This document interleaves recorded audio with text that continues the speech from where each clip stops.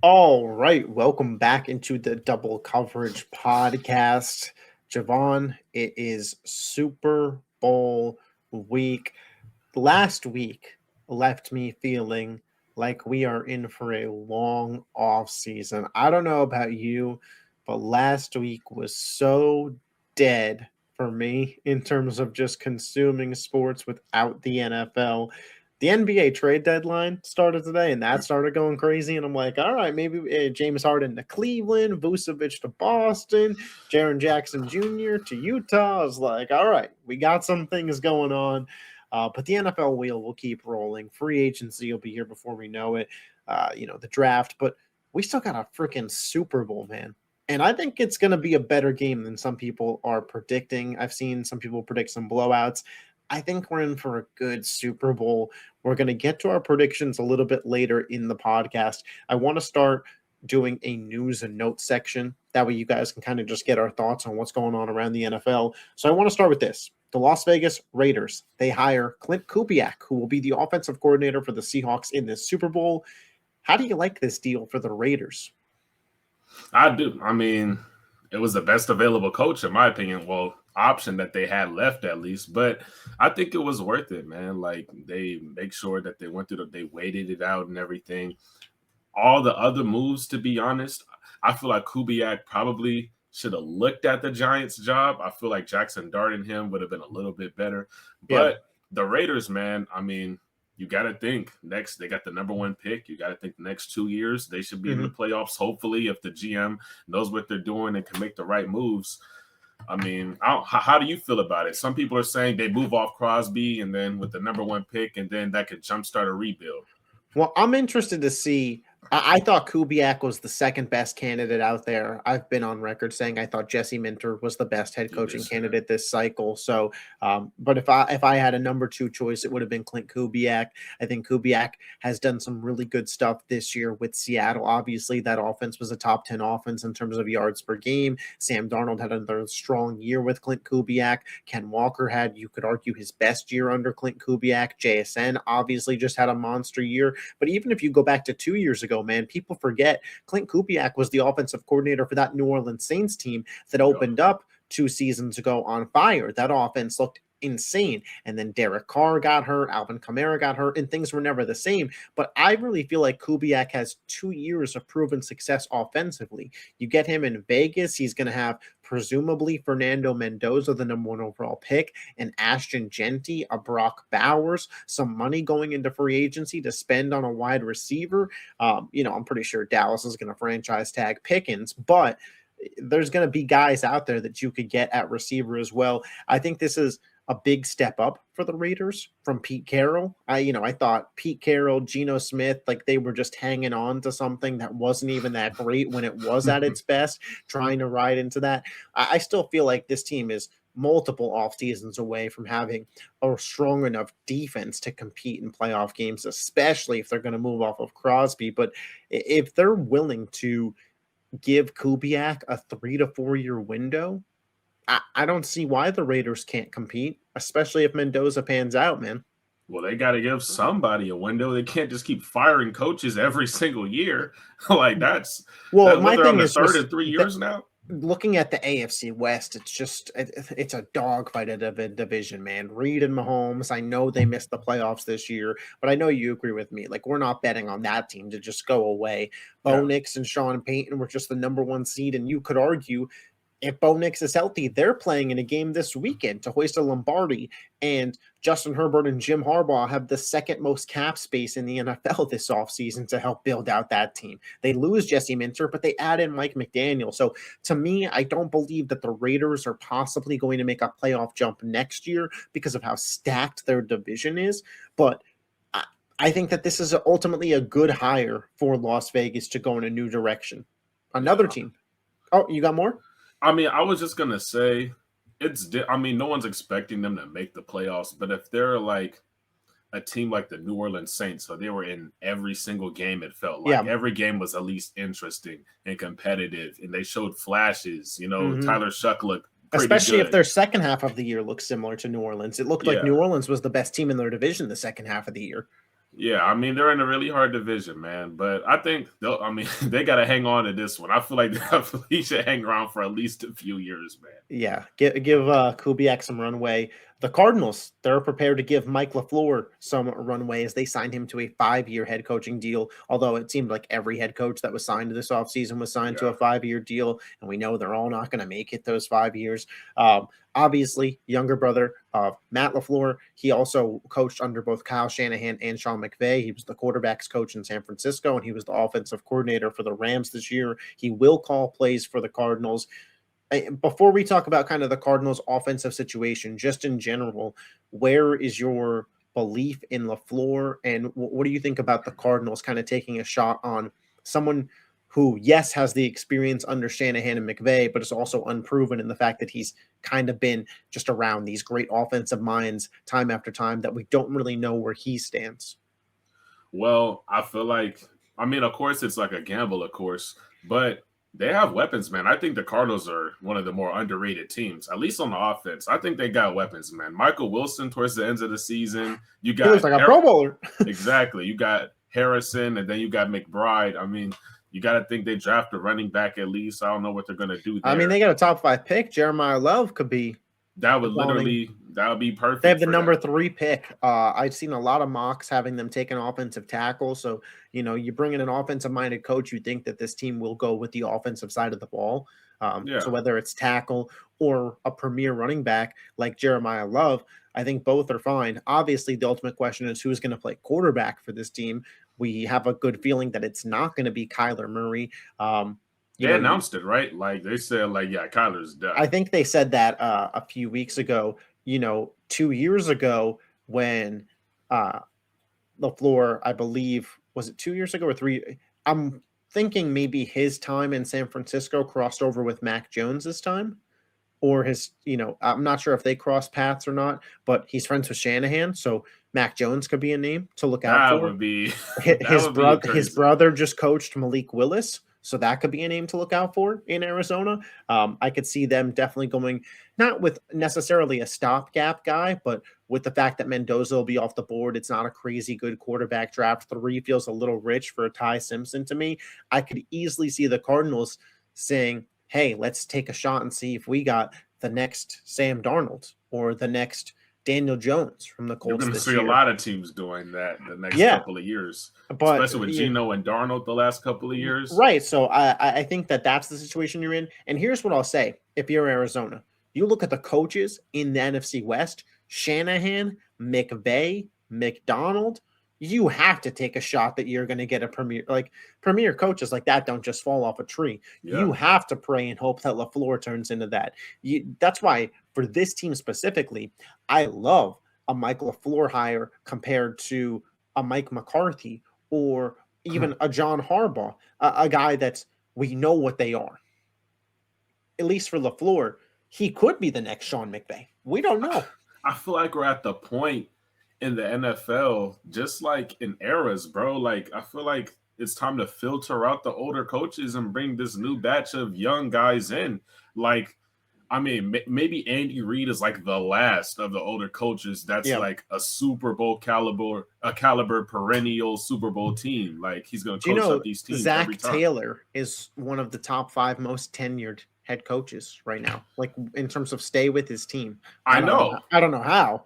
But and before that, they kept Marvin Lewis for 16 years? Like, that's crazy to me. Yeah, that's just what Cincinnati does. But for the Cardinals, I think it's a step in the right direction. I thought that they were going to go McDermott, but I kind of like this shot a little bit better for them, where it's like, hey, let's put cards on the table. We were clearly 4th in this division this year. I don't think that they're going to be able to turn it around in one season, although their record being a top 3 team, I thought that they were more competitive than their record showed this year. However, just with how good that division is, it's so hard to it's similar to what we talked about with the Raiders. How do you predict that team to just but we see teams do it every year. The Seahawks, no one thought the Seahawks. I mean, the Patriots, I know you were high on them, but they just had a top 5 pick in the draft. So. All you need is a coach and a quarterback, man, and a cheap defense that know what they're doing. I mean, I feel like now more than ever, like the coaching staff is so important.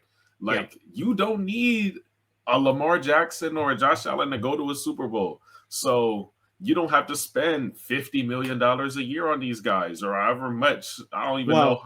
I think that we're going to talk about this Super Bowl coming up, and we'll obviously talk about kind of what we learned in the NFL going forward in the offseason. But I asked you the other day, with the Eagles winning and Jalen Hurts' cap hit being what it is, and regardless of the outcome this year, it is getting a quarterback on a more friendly deal and building out a roster kind of the way of the NFL going forward. Did Patrick Mahomes and Tom Brady's success over a 20-year era make us think that teams should be more quarterback reliant than they really need to be? Because you could argue we just saw the top two guys ever dominate. I mean, and you have to think Brady was also taking pay cuts. It's underrated, but yes, Brady is the GOAT, but he wasn't paid like the GOAT. That's how that team was able to build out such strong rosters. And speaking of that team, man, the Hall of Fame, they have decided Bill Belichick, Robert Kraft, not first ballot Hall of Famers. We didn't talk about Belichick yet, so I'm going to talk about them together. Obviously, these two won 6 Super Bowls together in their time in New England. Belichick, I believe, has won 2 more, as well as the defensive coordinator of the Giants. So 8 Super Bowls on Belichick's coaching resume. Robert Kraft consistently fielding fantastic teams. He's back again in the Super Bowl this year. The only explanation I could think is all these cheating allegations. The writers are punishing them for it. My question to you is, do you think that's fair? I mean, it is. I mean, nah, I'm sorry. I'm sorry. I try to. That's exactly how my brain thought about this situation. I'm like, punishing for cheating, that sounds fair. And then you're like, yeah, but that's the greatest coach in the greatest dynasty of all time. How's that? If that's not a first ballot Hall of Famer, who is? And that's where I landed on it too. It makes it feel personal, when you're just not voting for someone because of your morals. Yeah, you're just not gonna call them a Hall of Famer because of your morals. Like, if they were to gun to your head, are they a Hall of Famer or not? Who the hell's gonna say no? Like, come on now. I saw this Kansas City beat writer said that he didn't vote them because he thought that the players that, like, it was potentially their last year deserved to be Hall of Famers, and he knew that they would get in eventually. And I read about that too. And that's not how it works. And listen, he has a vote and I don't, but like, that's just an improper use of your vote, in my opinion. You vote on the 5 to 8 best candidates. That's who you pick. And guess what? Roger Craig, you were fantastic for the 49ers, but you weren't Joe Montana. You weren't Jerry Rice. That's why you're not the guaranteed piece. But you know who was? Bill Belichick. Like, he was the leader of that. Like, he is second all-time in regular season wins, most Super Bowl wins, most playoff wins. If that's not a first ballot Hall of Fame head coach, who is? Can you imagine if Tom Brady isn't a first ballot Hall of Famer? Like, at that point, nobody's going to even care anymore. Yeah, they're devaluing it. Who would even care at that point if Tom Brady, like the greatest coach, like the greatest owner, basically, and the greatest quarterback, none of them are first ballot? Come on now. I just feel like it's just a little personal, and I don't agree with the way that was whatever's going on with the voting structure or whatever and the reasoning behind it. The only valid excuse is the cheating and stuff, but even then, that's not right, because you're just voting if they're a Hall of Famer or not. Yeah, I completely agree with you there. We're going to start doing these news and notes sections at the beginning of these podcasts, just kind of stay in the loop. But now the meat, potatoes, the reason you clicked on the video, our Super Bowl predictions. I have not given anything out on the channel yet. This will be the first time that people see it. You have not given anything out as far as what I've concerned. So this is the first time that people will see it. I think we're due for a great Super Bowl here. And I know that there's been people predicting blowout. I've seen, obviously, a lot of people are saying that on the Seattle side. They're saying New England, with their phony schedule, doesn't deserve to be here. Easiest path to a Super Bowl ever. Yada, yada. We've heard it all. Drake Maye isn't playing that good. And I understand some of the criticisms of the New England Patriots schedule. Personally, I had Matthew Stafford as my MVP over Drake Maye because of the fact that Stafford put up better numbers, but also played better competition. So I do think that in some ways Far it is better it's competition. in some ways I do think it's fair to be critical of New England for what happened. However, there were a lot of teams this year that played fourth place schedules. There wasn't a lot of 14-3 football teams. New England finished the year as a top 10 team statistically in terms of yards per game, both offensively and defensively. And when New England had Milton Williams, Christian Barmore, and Christian Gonzalez out there, they were an elite defense. Their quarterback was an MVP candidate. Stephon Diggs had a bounce back year and could win comeback player of the year. Mike Vrabel is probably going to win coach of the year for turning this team around. To act like this isn't a good Super Bowl level team, I think is disrespectful to the players that are on this team. And I think nobody better to talk about that than the one guy I know this offseason that wasn't disrespecting this team and was giving them their flowers. So before we get into predictions, talking about both teams, starting with New England, kind of what are your thoughts on their season? Well, going into this season, I like New England a lot because they brought in veterans to surround the young talent, but specifically veterans on defense. I like all the pieces that they brought in. Milton Williams, Super Bowl experience. Robert Spillane was a very good run stopper with the Steelers. They brought in so many pieces, and I feel like they focused on building around Drake Maye, making sure that he had a defense to back him up. They even went out and got Travion Henderson, who hasn't been getting that much tick in the playoffs, but who knows what happens in the Super Bowl. And to be clear, you predicted them, because I have it pulled up now, to go 12-5 and win that division. Like, you were not slighting them. I think you predicted them better than anybody I saw, but you can continue on why the team success worked out so well and what the vision was. Yeah, Drake, I didn't expect Drake Maye to take the leap that he did, but I find it so interesting how the quarterbacks for each team, Sam Darnold and Drake Maye, I mean, from the way I hear people talk about Sam Darnold, you would swear that he was an MVP candidate in a regular season, but he was top 3 in interceptions. Yep. And Drake Maye, on the other hand, maybe he has been throwing a couple stinkers, but I'm sorry. I've seen too many games in a regular season. I don't think he's going to have a stinker this game.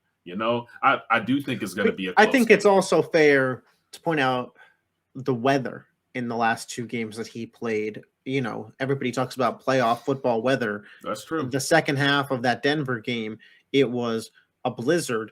And by the way, put context to things, Denver's playing with a backup quarterback and can't move the ball. The Patriots are mostly just running the ball because they had a lead and they're just milking the clock, daring Denver to beat them. That whole fourth quarter, we didn't watch Drake Maye actually try to throw a ball past 10 yards looking for a real completion because it wasn't worth it to risk any potential turnover to put Denver in field goal range. The previous game before, you play apologies Seahawks fans, who I believe was still the best defense in football this year, the Houston Texans, in a sleet storm. And obviously we saw the game CJ Stroud had in those conditions, but Drake Maye had a bad game too. He's had some fumbling issues, although he cleaned that up in the AFC Championship. But I think I heard you say this on your TikTok, but in the playoffs, I don't care about stats. I care about W's. At the end of the day, whatever you have to do to get the win in a playoff game is good enough for me. Now, if we get into conversations of all-time playoff runs, is Drake Maye going to be in that conversation? No. But at the end of the day, the goal isn't to, oh my God, have this all-time playoff run. It's to win a freaking Super Bowl, man. And Drake Maye is in the Super Bowl. The Patriots are in the Super Bowl. So whatever they did worked good enough. Yeah. I mean, yeah, that is true. Now, star power, you can argue. Well, it's not really arguable. The Seahawks have a little bit more star power than the Patriots, but the Patriots on both sides of the ball, they have a complete unit on both sides, man. The thing that separates Seattle from most teams is 3 phases. The special teams with them adding Shaheed, he's not even that much of a factor on the offensive side of the ball, but are they even going to kick to him in the Super Bowl? You have to ask yourself that too. Do you take that risk? And it feels last time I remember that conversation was Colts Bears. Do you kick to Hester? And what did Hester do? opening kickoff, touchdown. For the New England Patriots, and we're not getting into predictions yet, but if I told you we came up Monday, the Patriots won the game, who would you say was the X factor that probably led them to victory? Who is the player that made enough difference-making plays or one difference-making play that led to New England winning the game? If we're talking difference-making plays, I would say a Hunter Henry clutch fourth down conversion. He hits a security blanket or something like that, or a Travion Henderson 50-yard up the Henderson. gut. Yeah, either Henderson. We're big Henderson fans on the bod. If you didn't know, dude, we've been all regular season. We were smashing the table for him.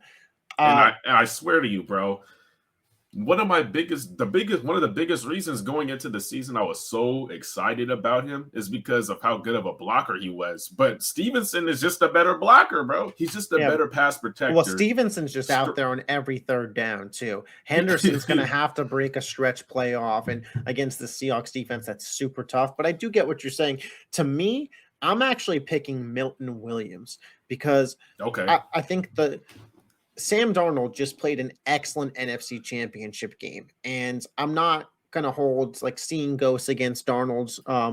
But when we have seen Darnold have his, moments, it's come from pressure. And I think Milton Williams coming from the interior, we saw it last year. Patrick Mahomes and don't get me wrong, I think that the Eagles' defensive front was better than the current Patriots front, but Milton Williams was a part of that. We saw Milton Williams strip sack Patrick Mahomes in the Super Bowl last year. Yeah. So this is a guy, I believe it's the only guy on their team who's ever been to a Super Bowl. He's the vet on this team that's been to a bowl. They paid him big money this offseason for a reason. He is the playmaker on that defensive line. So that would be the guy that I would say will make a play for them. Flipping over to Seattle now. Hell of a season from Seattle. This offseason, they had a lot of changes that took place. They brought in Klint Kubiak. They traded away Geno Smith. They signed Sam Darnold. They traded away DK Metcalf. They signed Cooper Kupp. There was a lot of shifting pieces. They signed Demarcus Lawrence. There was a lot of shifting pieces to the Seattle team this offseason, and it was kind of a mixed bag of reviews. There were content creators that said Seattle just upgraded their team completely. There were content creators that said, Seattle downgraded big time. There were people last offseason that are respected in this space that said that Geno Smith was better than Sam Darnold and the Seahawks just downgraded. To be clear about what some of those narratives were going on around Seattle, Mike McDonald came to this team 2 years ago. The defense within 2 years has become a top 2 unit in football. The team brought in Sam Darnold this offseason. They are in the Super Bowl after winning 14 games. Sam Darnold has won 14 games in back-to-back seasons. This team getting to where they are, I don't want to say was unlikely or improbable, but it is impressive the turnaround that they have had in 2 years. 2 years ago, Pete Carroll was the head coach, Geno Smith was the quarterback, and they were missing playoffs and struggling on defense. 2 years later, they are viewed by many as the best, most complete team in football. Yeah, the NFC was wide open, bro. So, they just took it. And, I don't know how long they can sustain this, moving forward, because they're going to lose coordinators and they're going to have to pay guys. JSN is up for an extension, I believe. But, yeah, he's going to be asking for his pay. Yeah, back up JSN's Brinks truck. Back it up. Yeah, man. But they got one game left. And Sam Darnold, he's been playing clean football for this entire playoff run for the most part. And if they're going to win, he's going to have to play clean, because the Patriots, one thing they're going to do, they're going to get to him. They know how he folds under pressure and how he can get. So I expect Kenneth Walker to really be the guy that they lean on this game. Kenneth Walker and my boy George. So that's why I think that it's such a tough matchup for Seattle, and why, even though I do agree with people that say Seattle's the most complete team in football. I would agree with that. Like top to bottom roster wise, I would say they're the best. But when you look at this matchup for them, their offense versus New England's defense, New England virtually takes away your running game. And you don't have Charbonnet. Exactly. You have Ken Walker, who hasn't been the workhorse all year. And you have George Halani, your boy, who was solid in his touches. But again, he hasn't been playing this year. Yeah, he was on IR for like 6 weeks, I think. Yeah, so now they're going up against this top-tier run defense, which on paper should put more pressure on this game on Sam Darnold's shoulders. I think the big thing for Seattle offensively is keeping things on schedule. You don't want to get into a spot where you're 2nd and 14, 3rd and 11, and having to get these big chunk plays where New England knows you're in passing situations and the pass rushers can pin their ears back because their pass rush isn't the best, but when they know, hey, like we don't have to defend a run here, it kind of evens the playing field. And the JSN Christian Gonzalez matchup is one I'm interested to see. I'm interested to see how Kubiak moves JSN around. Does Cooper Kupp have another really strong Super Bowl performance in him? Do they get Shaheed going more? I think a lot of this game is going to be decided by how effective Seattle's passing attack is versus the New England pass defense. And New England plays a lot of man. Gonzalez, Marcus Jones, Carlton Davis. How do those guys stack up against Seattle's wide receiver trio? And then on the flip side, how disruptive can this Seattle defense be against Drake Maye? Because I'll tell you what, if Drake Maye has the game he had against the Houston Texans defense, you could wrap this up. Because Sam Darnold isn't doing the game that CJ Stroud had. It's just not happening. Well, not that bad. These teams match up pretty well, bro. I don't know why everyone's acting like it's going to be a blowout. This game, I would be so shocked if this game is a blowout. Like you said, New England is going to take away their run game completely. Probably not completely, but they're going to be able to sustain the run game. But the thing is, everybody's always saying, oh, you bracket JSN with your cornerback 2, and then the second best receiver, you're going to put Gonzalez on him. You don't think every other team has tried that? They will line up JSN at tailback, bro. I mean, they were doing it the whole time versus the Rams, and Brady called it out. He said, he's back there, he's getting the ball. And he was back there getting the ball. Exactly. Now, with that being said, the Broncos a couple of weeks ago, they ran a lot of motion. They were lining people up in the backfield too who weren't. They were lining receivers up in the backfield as well. Yeah. The Patriots handled that well. So I think they'll be able to adjust to what JSN can do and how he moves around everywhere pre-snap. I think they'll be able to cover that pretty well as well. I think it'll have to be somebody like Shaheed catch. This game, I feel like it's going to be decided. Shaheed your X factor? I feel like he is. This game is going to be decided by a big play, like a long touchdown play, like from one of the teams. I feel like it's going to be like a 75-yard or 50-yard bomb here or there. Like that is going to be what decides the game. I feel like I could see it. So I asked you your X factor for New England. You said Travion Henderson or Hunter Henry. Obviously, I said Milton Williams. We find out Seattle wins the game. Aside from Sam Darnold, who I think would obviously need to have a good game, who do you think, oh, that's who did it? That's who made enough plays that Seattle won this game? Man, I'm not going to lie. I'm going to go with Shaheed, bro. I mean, it's fair. I mean everybody's expecting JSN, but I mean, JSN, I think, obviously, was a fine choice as well. I have two for this one. On the defensive side of the ball, I think Nick Emanwari, he is my defensive rookie of the year. He's just so versatile at the safety position. He's so gross. I think they ask him to do a lot. They ask him to play a Kyle Hamilton-esque role, and he does that at a pretty high level. So I wouldn't be surprised if he had a big play. You know, May is looking for Hunter Henry in the red zone. Emanwari picks it off, and like that's a turning point in this game. On offense, I'm sneaky going Cooper Kupp. Cooper Kupp in that NFC Championship game looked like he had some legs under him.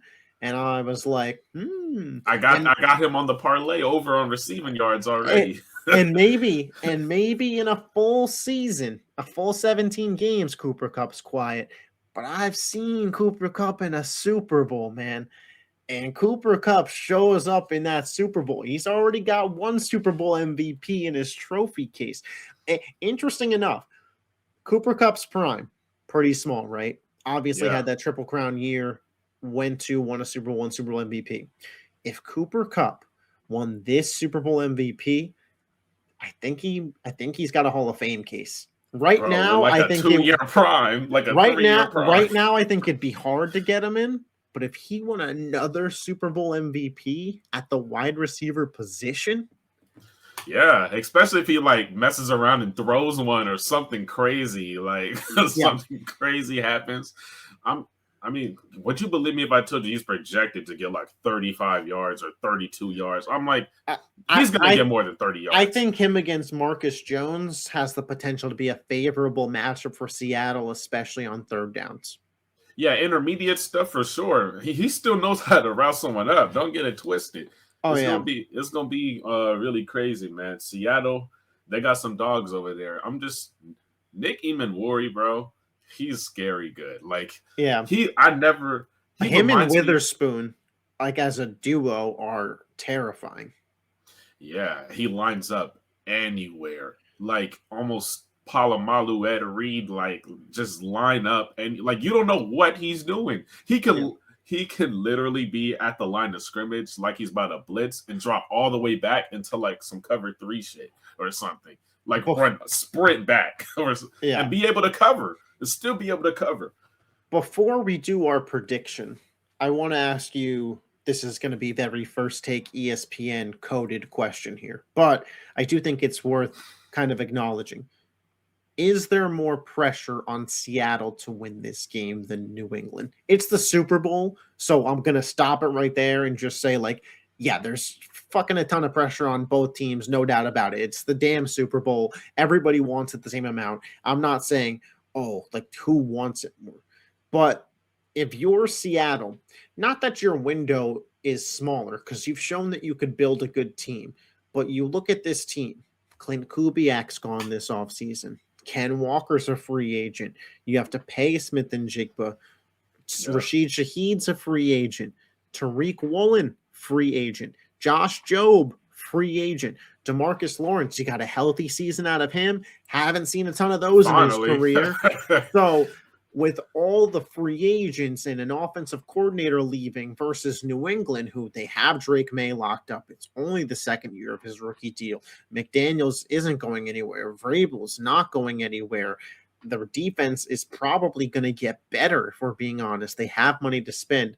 Would you agree that Seattle kind of needs to win more? 1,000%. But okay, the thing is, again, not in like the ESPN coded way of these guys want it more. There's more pressure on them. It's not even that. I don't like the way that that's worded, but in terms of where each of these teams is at in their path, it's more important for Seattle to capitalize now because the rest of their opportunities aren't necessarily as visible as the pathway is for New England. I feel like New England's roster could improve a ton this offseason. 1,000%. Whereas Seattle's, there's a lot of room for it to get worse. Yeah. Not only that, they are in the NFC. So to make another Super Bowl, how many times are you going to be able to play a quarterback in his second year? Yes, he's an MVP caliber player, but he's very inexperienced. He hasn't been playing good in this year's playoffs. So you got the other conference has freaking Mahomes, Lamar, Josh Allen, Bo Nix, all these. And not to mention like all the teams that are growing in the NFC. You think Philly isn't going to be back around? You think Chicago, with that duo of Caleb Williams and Ben Johnson, isn't going to improve their roster? Hell, your own division's got Shanahan and McVay. Those guys could probably coach me and you to an 8-9 season. So yeah, I mean, and when you combine that with every single person saying the Rams versus the Seahawks is the Super Bowl. Yeah. Whoever wins this game is gonna win the Super Bowl. Yeah. You have all these expectations, man, and they gotta finish it, bro. Because I'm not gonna lie, I feel like this is their year. Like this is their only year. I feel like they're not gonna have another opportunity like this. Well, history shows that, you know, I know the Eagles kind of defied this recently, but typically the team that loses doesn't win one. Yeah. Sometimes they get back, but they usually don't win it. That's kind of what happened with San Francisco. The first time you get there, if you don't win it, you usually don't win one at all. So, I mean, that obviously pressure could go for both sides. We've been yapping for a little bit about this game. The moment of truth, your prediction. Who do you think is going to win? What's the score? How do you see the game playing out? Who's your Super Bowl MVP? Let's hear it all. Okay. I'm going to pick the Patriots, bro. I got the Patriots winning. I got it 27-23. I respect that you rode with the Patriots from August until now. I was so hoping that you weren't going to. I would have understood it, but I was hoping you wouldn't switch up on them.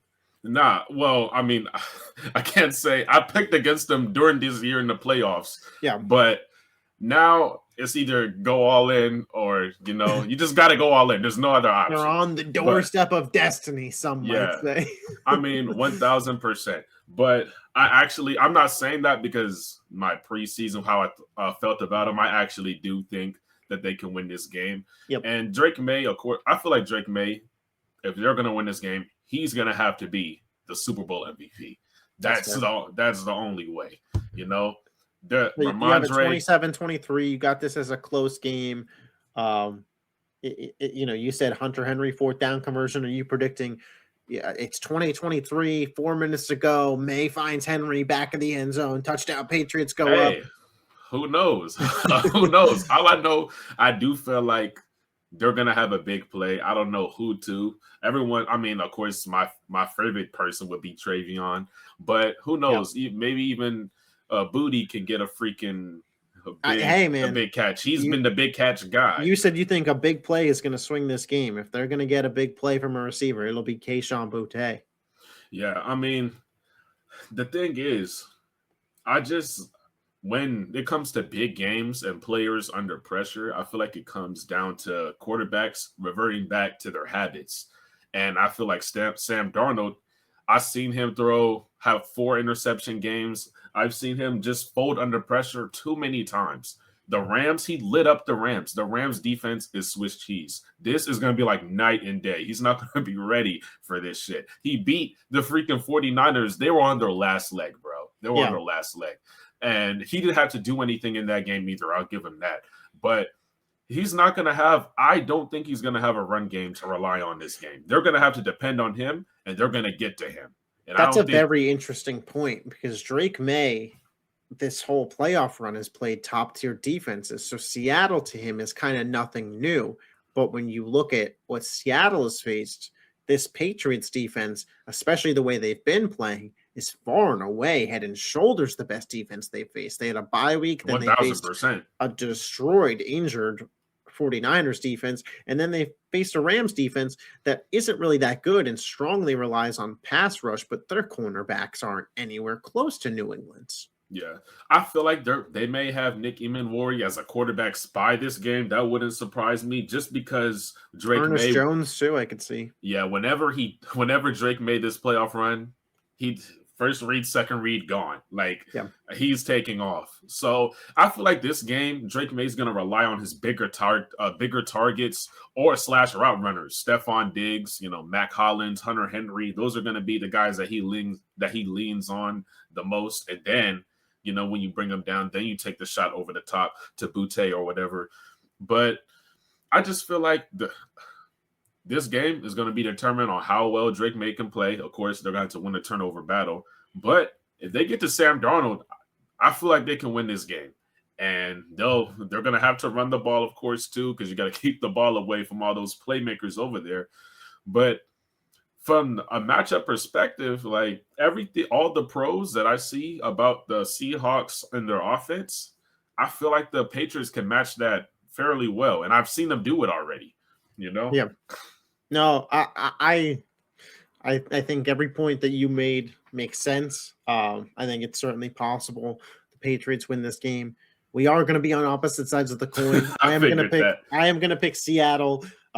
It's kind of the logic that I used last year in terms of picking Philly over Kansas City. I do think that the Patriots have the better quarterback, but I do think that the Seahawks have the more complete roster at this point in time. I think that, you mentioned it. This is their year. This has to be their year. And I agree with you. I don't think that this is a team that turns into a dynasty, but I do think that Seattle was absolutely the best team in football start to finish this year. And I think that they finished that way. I think they win this game. I think it's close. I have them 24-20. I think it's a little bit lower scoring. I think both of these defenses are strong, and nobody's putting up 4 touchdowns on either of these two squads, but there's enough offensive skill players for both teams to get in the 20s. I believe that Darnold showed enough in the NFC Championship for me to believe that in this spot, he's not going to have a problem with stepping up to the moment, because in that Niners game, there wasn't like a step up to the moment. It was like they were up 7 points on the fight started and Shaheed knocked him out immediately. But I do, again, Darnold outplayed Matthew Stafford, the MVP of the league, in the NFC Championship. And I think now he's going to outplay enough Drake Maye in this game to walk out with the victory. I think JSN has over 100 yards receiving. Wow. I wouldn't be shocked if he got Super Bowl MVP. I just think the heater he's been on this year, the way Kubiak moves him around, he's almost impossible to defend because there's just so many different guys having to take the task of defending him. I think Seattle's defense is able to make Maye just a little bit more uncomfortable. I do worry about how New England's offensive line holds up, and I do think that could be the difference between this game being fun and close to, Seattle's up 3 touchdowns. If that line collapses, and it's possible, they're in real trouble. I don't know if either team is able to really run the ball effectively in this game. Seattle's pass offense has been a little bit more trustworthy this season, and especially this postseason. So give me Seattle. Give me Seattle to win this football game. And Sam Darnold will be the first quarterback from the 2018 draft class that had Josh Allen and Lamar Jackson. Who would have thought? And Baker Mayfield to win. Josh Rosen. Yeah, have him too. And I think Darnold gets the MVP because I think he has 3 passing touchdowns. Yeah. Damn. Now, the thing that does scare me a little bit, I do think that Drake Maye has only thrown for over 300 yards one time this whole season. Now, everybody is saying that this is going to be a defensive game. It would not shock me if somehow this ended up being a shootout. He's only thrown for over 300 yards one time. It wouldn't shock me. I would be surprised. And hey, I'm like with the majority there. So obviously your statement of, hey, most people agree. Yeah, I'm most people in that situation. I'd be really shocked if these two offenses started moving. But Super Bowls can be unpredictable, man. I mean, I'm an Eagles fan. And if you had told me, yeah, Philly's going to be up 40-6 on Kansas City at some point in the Super Bowl last year, I would have been like, yeah, okay. We're not that good. So I'm just saying. Quickly, momentum can shift in Super Bowls. Big plays can happen. Obviously, we saw it in Seattle's Super Bowl victory over Denver. Like, that was a game that was supposed to be one for the ages, and that shit was 43-8. So, bro, I'm hoping, regardless of outcome, we get a great game. I'm not trying to see 43-8. I'm not trying to see Patriots Rams 17-3. Let's get. The last time the Patriots and Seahawks played in the Super Bowl, we got an all-timer. Let's get another all-time classic here. The NFL season's been freaking fantastic. We'll be up here next week talking about the Super Bowl outcome and kind of what we think it means for the future of the NFL. We'll be talking about more news and stuff, and we will be putting out these podcasts throughout the offseason. Free agency reactions, free agency predictions, NFL drafts content, and I mean, listen, we're talking ball. 365, and make sure if you're not already, subscribe to JaVon's TikTok down below. NBA, NFL, It's all there. If you love the NFL, subscribe to this channel. We will catch you guys next time. Be sure to leave your Super Bowl picks in the comment section down below. Peace. Yes, sir.